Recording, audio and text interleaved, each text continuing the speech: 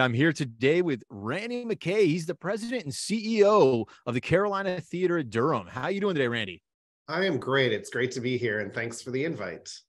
Yeah, I'm excited to have you today. I think you're actually my first person in this market, so I always like to ask, how's business going? How are things looking in Durham? I'll tell you that things are really moving hot and fast in Durham, which is great considering where I know we've all been for the last 2 years.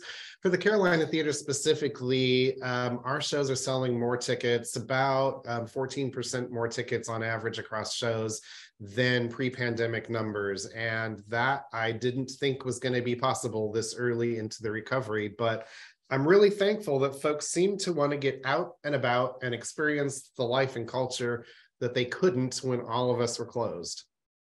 Yeah, I think that's absolutely awesome. And so are you finding like a lot of local business? Are you finding, you're a tourist attraction? What does that look like for you right now?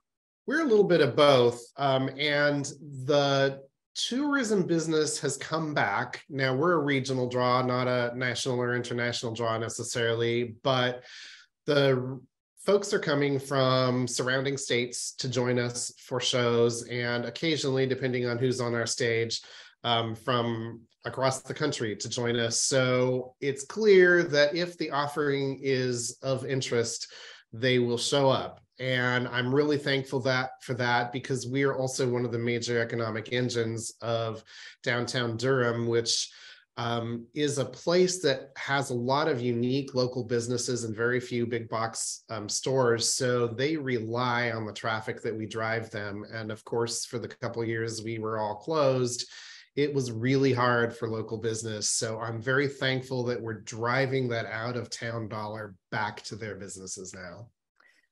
That is absolutely awesome. Yeah, just this morning I saw an article on Yahoo that showed Raleigh Durham is one of the top five fastest growing cities in the US, which I looked at my calendar today. I'm like, wow, wait, I could use that one. That's a good one. It's I mean, are you, does it feel that way where you're at right now that, people are coming to the market? It does indeed. And if you were able to look around this building that I'm sitting here talking to you from, you would find construction cranes on all sides of us. There is a 30-some story luxury condo tower being built behind us. There are a bunch of condos being built down the street. Google and Apple are all opening new campuses within blocks of us. So a lot is happening in Durham, which is very good for us from an economy point of view. We didn't necessarily have the infrastructure set up to do this kind of expansion this quickly. So it's a little challenging to find lodging here. I am relatively new to the market. And when I moved here during the pandemic closure, I couldn't find housing in Durham. So it's challenging to have that rate of expansion, but it also shows that this is a community that's very vibrant, and that is great for both large and small business. That's awesome. That is awesome. You mentioned you moved there, so maybe let's back this up a bit. Randy, can you tell us a little bit about you and maybe kind of like your journey and kind of like how you ended up here? Sure. I guess I'll start with a very brief overview of where I am, and then I'll back it up to how I got here, if that's all right with you. So That's great. I'm sitting here talking to you from the beautiful 1926 Carolina Theater, and this was built by the city of Durham as the Durham Auditorium, which our front of our building still says up at the top of the facade. And it is a beautiful Beaux-Arts historic structure. We're lucky that it is still standing here. There were 13 of these beautiful theaters in downtown Durham. We are the only one still standing. So as happened in most cities, a lot of the old and considered, shabby was torn down to make way for the new. And at some point, the Durhamites stood up and said, "You will take no more of our history away." And it was really a volunteer effort to save this theater, to keep it from being torn down as it was scheduled to be, and to restore it and bring it back to life. So it has been operated by our nonprofit organization since the early 70s. It had a full restoration, and expansion in the early 90s and has been operating for the last 30 years, 365 days a year. We're one of the busiest facilities of our size in the country. So that's where we're at. I got here. I guess my story starts as one of those precocious 6-year-olds that thought that they would be an actor, don't we all? And got every little kid role in community theater until I realized there were actually people who were good at this and perhaps they should do it, and started pestering the stage crew to let me help them plug in lights or microphones or whatever else, and became an equity stage manager in Union Live Theater production. Done a couple shows on Broadway. Most of my work has been on the West Coast here, and at some point got tired of looking for a new show every time a show closed. So every 3 or 4 months going to look for a new job got tiresome, and I moved into management of arts organizations. At one point, the organization I was looking for a new home, and we found an abandoned movie palace, much like the one I'm talking to you from, down the street, and worked with another arts organization and the city to restore it and bring it back to life in San Jose, California. And since then, I have restored 3 of these beautiful buildings and brought them back to life. And please, dear God, never again.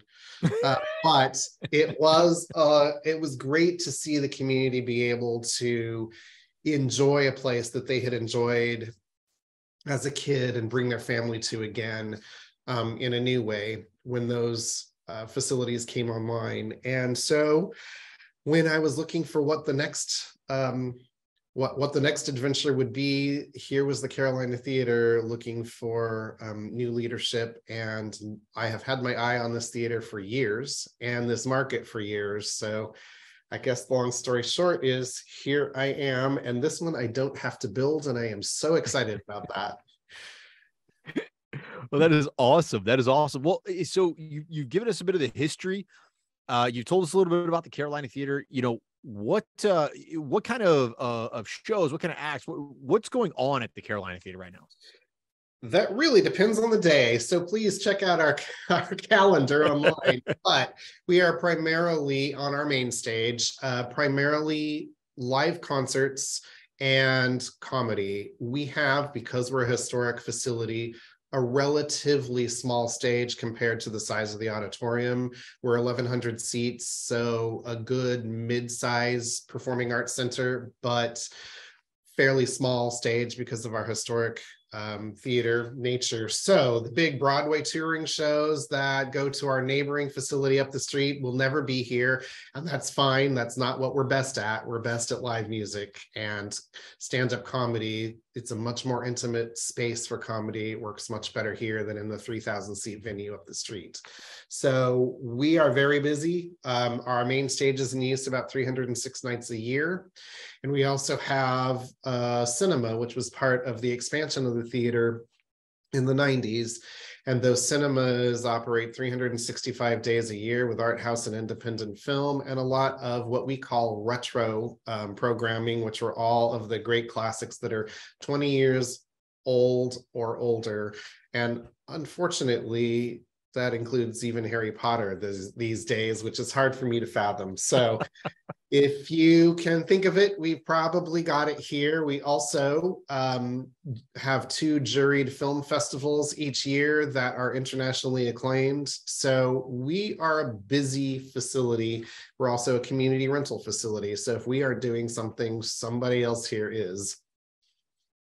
Well, that's incredible. And so you've got about 1,100 seats there. You've got a couple of other avenues for revenue. But I guess my question would be, you said it, right? They built the shinier, newer, bigger facilities down the street, right? So, you've been you're part of this history of Durham. So what are you doing to compete with those bigger boxes, shinier toys, newer, everything? I mean, how are you competing there? I think this is probably one of those stories that would be true of the restaurant sector, maybe even the hotel sector. find what you're good at and specialize in it and stay in that lane, and you'll probably be successful because others can't copy you. No one else here in town has a facility that looks as beautiful as mine, that's as cozy and intimate to see marquee names in as the Carolina Theater. So they may have 3,000 seats up the street, and I have season tickets there. I love the place, but I can't have the same experience there that I have when I come to the Carolina Theater. So part of that is the history and the beauty of this facility.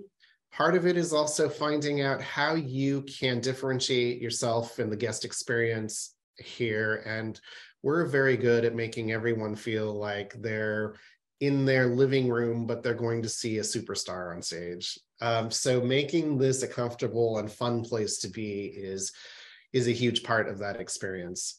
I think that also looking for how you can make someone's experience extra special, whether it's some kind of VIP add-on where they get an experience that they can't have anywhere else in town. All those are the kinds of things that you can look toward to really create the niche and keep yourself top of mind in a community, regardless of what your competitors may have available to them that you don't. I think those are phenomenal points, right? I mean, like a lot of people will sit back and say, well, I've got this, Grand Dame 100-year-old building and people will come because I'm here. But, it takes it down to the next level, right? Which is what can you make to differentiate yourself? So Right. When you're talking about your team, right, and the customer experience, what sort of things, how are you training your team to create a customer experience and what are they delivering right now? I think there's a lot of things. What is their first contact with us? Is it buying a ticket on our website or calling our box office? What is that experience like? Is it pleasant?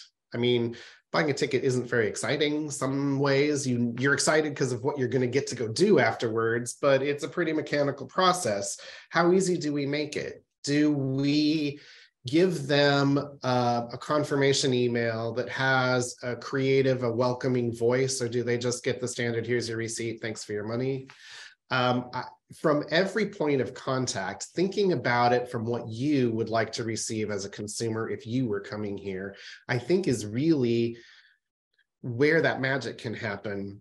If you are a fan of Disney, you know how well it can be done because Disney is very good at all touch points, making sure that the experience is as pleasant as it can be. And if you have that mindset as a business of, if I were coming here, what would I want to see? Who would I want to interact with? What would I want that experience to look like?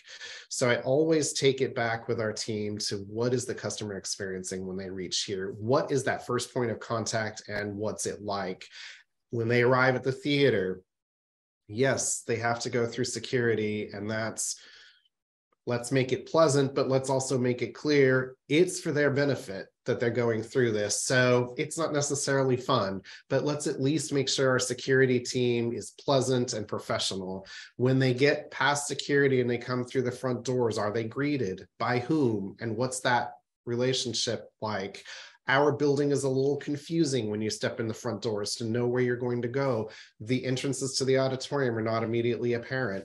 Is there someone there to help friendly and ask if they need help finding directions to where they're going? If they have to wait in line at the concession stand, is there a way to make that experience more pleasant? When they get to the front of that line, what's that experience like?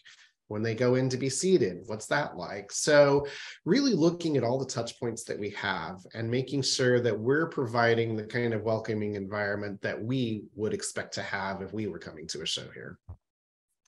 That's, spot on, is that every single interaction has to be unique. It can't just be one unique interaction and you're expecting to ride that out through the entire experience, right? It has to be great every single time in order for you to compete and really win share, which is what I think we're all trying to do these days. Correct. And there are that you can't control, right?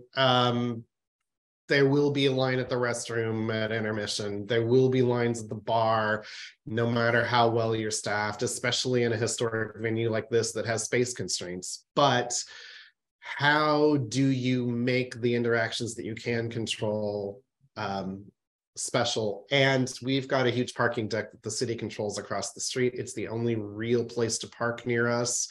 We don't control that experience, and to be frank, neither does the city, and it's a pretty big problem that we talk to them about regularly. But how do you turn a frustrated customer into a happy one once they've joined the part of the journey that you can control? And how do you solve that angst that they've just had by having to sit in line for an hour to enter a parking deck that shouldn't have taken them nearly that long? So there are parts you can't control, but making sure that you have all the parts you can under your control, and that every interaction you can, you're always going to get somebody who's grumpy no matter what you do for them. That's our industry, right? Especially if you're in the food industry, you know what I mean. People are picky about their food and not necessarily kind about it. So how do you handle those experiences and some of the training behind that? And the American Hotel and Lodging Educational Institute's Guest Service Gold is really a great starting place that I require most of our front of house staff to go through. And then leading by example and having all of our team leads also always out front, always greeting customers, always watching the interactions that are happening with the other team members, and coaching. We require our front of house staff to go through customer service training twice a year, and that's a lot of time and expense, but it pays off in the end. And I know we're all busy. How do you take the time to do that? But you got to find it, because that's the difference between going here, or if you're a restaurant, that's the difference between a commercial restaurant and experience that you can have at a great local institution who's taken the time to realize that their customers are the gold. Well, I think that's actually, it's absolutely spot on. And so, you talked about training, and you talked about putting people in the right mindset, and you talked about, really making that experience at every level. Start with me when somebody walks through their door to come work for you. Like, how are you putting them in the mindset of being part of 100 years worth of history and bringing that to life? One of the first things we do is talk about the history of this building. We walk them through the building. We show them the beautiful parts. We also show them the constraints that really affect how we can and can't operate with our customers. We've also taken the time on all three of our public lobby levels to create museum displays about the history of this building. So they are high quality museum displays. The main floor is the history of the building as it relates to the history of downtown Durham. The second floor is about the volunteers that saved the theater from being torn down, and the other theaters that were here that were torn down. And the third floor talks about the history of segregation in this building and in most buildings in the South, and how through the work of students at local schools here over a 2-year period of protesting this building, how that changed, and the desegregation of this theater led to the desegregation of all the theaters and buildings in Durham and ultimately all of North Carolina. And it's from the protests that largely began here. So we don't shy away from the good and the bad of the history, because that also affects the customer experience. We have people who come here who have been reluctant to come through our doors because of experiences they had, earlier in their life here. So acknowledging that and finding out how we can make sure that everyone feels welcomed here is part of the discussion we have from the very beginning with our employees. From there, we train them on basic customer service and on welcoming, and we lead by example. And those, I think, are the ways that keep that top of mind, because we talk about it we also have a volunteer usher corps that also is required to go through that training, so that at the beginning of every shift, we remind them that they're at the Carolina Theater, and regardless of where else they may volunteer, here we are here to greet our customers and to make sure that they have a great experience every time. Well, I think that's spot on as far as what needs to happen in order to create the experience. And then, one of the things I'm hearing as you're talking is it sounds like you do a really good job of refining and defining your value proposition, relative to where you sit in the market. So, as you're working with your team, how do you help them? You've talked about the different trainings and things like that and being out front and being present, but how do you help them bring that value proposition to life to make that customer experience unique for you as opposed to a theater experience, which could be you or the guy down the street? Well, part of it is there is a lot of ownership of this facility by our staff, and they want everyone to have a good experience here too, because they're so proud of the place they work. So instilling that pride of place, both through the history and through the kinds of programming that we bring here, and the way that we try to embrace the community as a whole with our programming. Some things are more commercially viable than others. But making sure that everyone feels like this is their space. And that's one of the things that I work on every day here out in the community. We have a street team that makes sure that we have a presence at fairs and festivals and farmers markets and anything else that's going on in town, not only to sell what the theater is doing, but also to make it clear that we're part of this community and that we are proud of the community that we're in. And that sense of pride really translates to that customer service experience that you're asking about. It's also who we hire. Let's be honest, you can train some basic skills, but that willingness to just welcome and say hello is innate.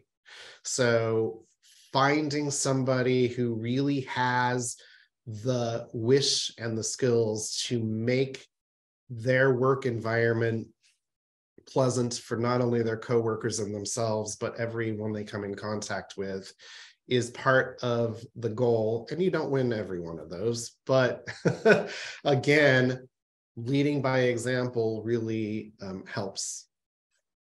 Well, I tell you, I think a lot of people, when they think about customer experience, right, they're looking at individual interactions and how can you win individual interactions. What I love what I'm hearing from you is, it's not just the individual interactions. It's literally the buildup all the way back to pre-screening and hiring and then, onboarding and training and building that value proposition, bringing them over to understand what the Carolina Theater, in Durham means to not only the community, but also to the history of the market. And then all of that leads up to, that one interaction, right? Like that 1 minute where they came in the door and now that's the interaction that you've been trying to build from pre-screening all the way to conversation. That's absolutely awesome. Well, and we're like every business, we're understaffed right now, as everybody is. And that's been the hardest part, because you have to weigh, do we want the line to be 17 miles long because we have one bartender? Or do we want to take the bartender who may not quite be where we want them to be yet in that journey on customer service and see how far we can grow them into that? And so I can't say that we win every interaction as much as I would like to for that reason, but starting from that basic proposition of pride of ownership and pride of place and community, and the understanding that the emphasis is not just on the dollar sign, it's on the person giving us that dollar sign, is really where we start. Well, I think that's absolutely awesome. And so as people are joining your team or you're talking to people that are coming into the industry, what kind of advice are you giving them to kind of prepare them for where we are today? Well, you've heard me preaching here already, so I guess I'll get back on my soapbox. I really feel that, especially in the post-pandemic era, the only way we're going to be successful at getting people out of their homes and away from their streaming services is to provide a unique, fun experience that they cannot have at home. And that really starts with the customer service. Yes, we can have the best show on our stage of your life, but is it really going to get you off of your sofa unless you can't have this experience anywhere else? And so I really think looking at those differentiators, looking at the voice that your corporation or entity uses, from even just a thank you or a emailed receipt when they buy the ticket, up through their entire interaction, is important to creating the level of excitement that's going to get people coming back to you rather than staying at home. And we've all got to look for every opportunity to do that, to compete with. I mean, we spent 1.5 years training people how to entertain themselves at home. Let's be honest here. So now we've got to train them why it's important that they get out and come back to live entertainment, come back to in-person dining, come back to travel and lodging. We've got to make that experience something they want to do. And that starts with that customer service experience. Regardless of what your product is, they can get it somewhere else. Well, I think that's spot on advice. And I mean that, building that customer experience is, if you're coming in, it's one of those things where a lot of times people overlook it as a valued skill set until they realize it's the basis of everything we do as a business.